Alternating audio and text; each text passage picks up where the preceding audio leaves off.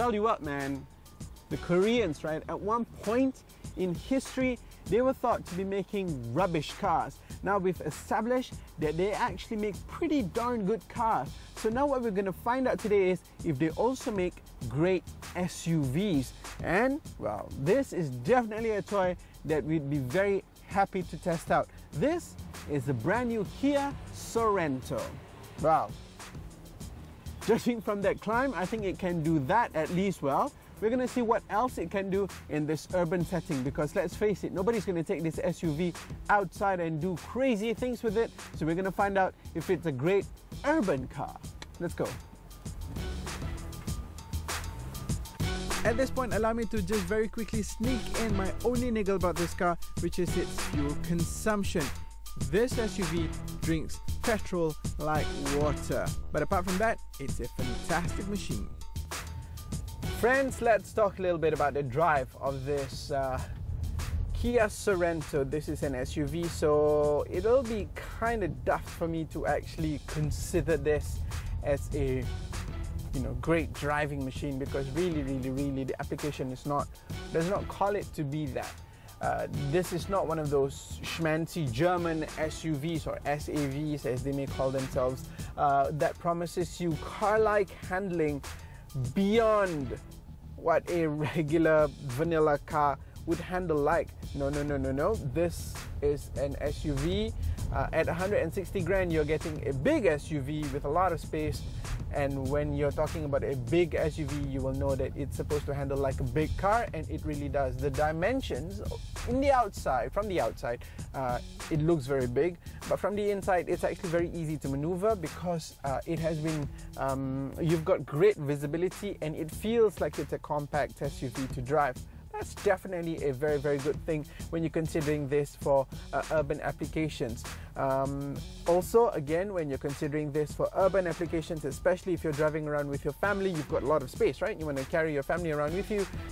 You get 6 airbags with this Sorento, and that again, along with a host of alphabets that tells you that this car can control itself, or rather will handle itself well when faced with an emergency, definitely gives you an added sense of safety. 6 airbags, ESP, VSC, ABS, all the kinds of stuff that you would expect a big car to have. Driving position, very good. This driver's seat gets power adjustments. Look, they're all very good, including lumbar support. Everybody else gets normal lever and springs. You will enjoy this car when you're driving it serenely, in a controlled manner. It's very quiet. You'll have a good time talking to your co-passengers. I would fathom that you will actually not feel so tired leaving this car after a long journey, because it's just really comfortable. The springs are soft. You're wafting. You're just going forward elegantly.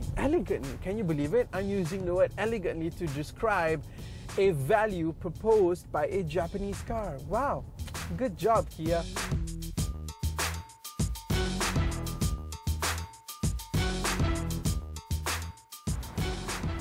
Okay, standard line lah, yeah?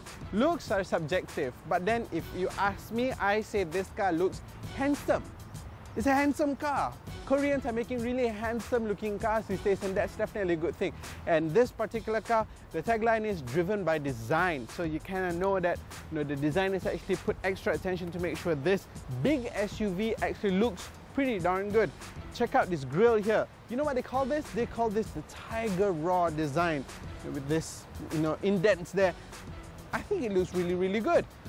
It definitely gives that garang look to the car. And then you've got the LED headlights, and then these fog lights, they actually turn on when you're taking bends. So it's sort of like active cornering lights, whilst it stays static, but then it gives you that additional light on this side if you're going this way, or that side if you're going that way. You get my drift, right? Overall, the car is very pleasing to look at. You've got 18s here. Another good feature for the car, look, no keys. All I need to do is just to press the button. I've got the key fob, which looks, by the way, really solid. Check this out. It's a very solid looking key fob. Cabin space, Interior, I think, is very straightforward. There's no fancy schmancy whatever here. It really does its job very effectively. All you need to start is, you know, have your foot on the brake pedal and hit the start button, and then everything comes alive. The build quality is actually not too bad. You do get a little bit more hard plastics than in the Japanese cousins, but you know, that's not really a very bad thing lah. It looks good. That's the important thing. It looks premium. It looks like it's been put together very well. I do have a small complaint, however, about this touch screen head unit, because you know what? You really have to jab it to get it to work. It's not one of those, hey, I'm on, hey, no, it's not. You really actually have to put pressure onto the screen to get it to do anything that you want. And then you've got this wonderful long panoramic sunroof, and that's definitely going to give you an additional sense of space. Talking about space, let's go and have a look at what's going on at the back over here. Back seat, comfortable. Check this out. This is a large SUV. I've got my own aircon vents back here. This is a very big, lush, comfortable place to be in. I've got my armrest in the middle, complete with cup holders, and you've got bottle holders over there as well. So this is definitely a good stuff. And being a large SUV, it's going to give me a lot of space to do this. Shopping. I can get a lot of shopping back here. Look, it's very cavernous. So this is bigger than your regular sized SUVs, your compact SUVs. This is actually a larger SUV with a lot of space back here for you to put your cabin, for you to put your baggage and all your bags. Not a problem. But then you're thinking, no lah, I don't want to go shopping, you know, I don't need to have all this space to put all the stuff, all the paper bags in there. What I really need to do is to bring as many family members as possible. Let me store that there.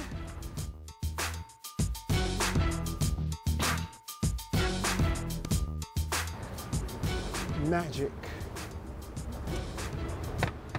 Additional seats for people back here. You know what?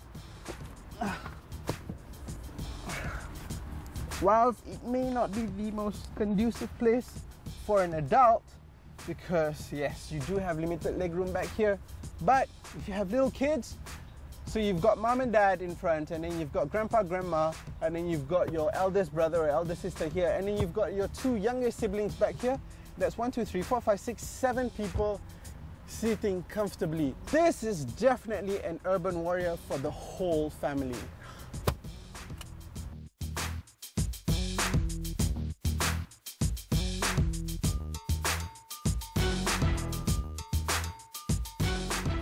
Shopping all safely stored. It's because of products like this that Kia and also the other Korean brand Hyundai is making a headstrong case for themselves in today's market. It's because of good products like this. At just south of 160,000 ringgit, you're actually getting a lot of metal, a lot of car with a lot of space and a lot of usage for it. That's all very good for both the small family, for the big family, even for the young person who has an active lifestyle appended to their name. All in all, this is a good car for you to consider if you want to think of going outside the box and not just maintaining your views on the Japanese brands. Hello Korea, you are now in the game.